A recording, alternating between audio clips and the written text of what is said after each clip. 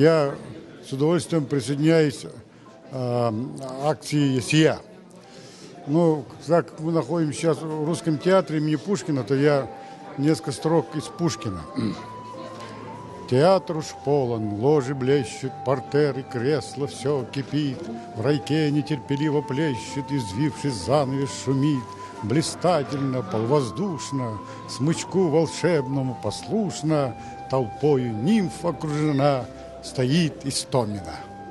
Одно из моих любимых стихотворений – это, конечно же, творение Александра Сергеевича Пушкина «В лукоморье дуб зеленый».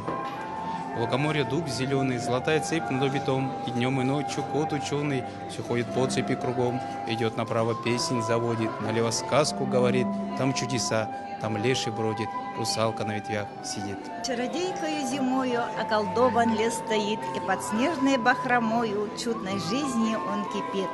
Тютчев. Я помню чудное мгновение, передо мной явилась ты, как мимолетное видение, как гений чистой красоты.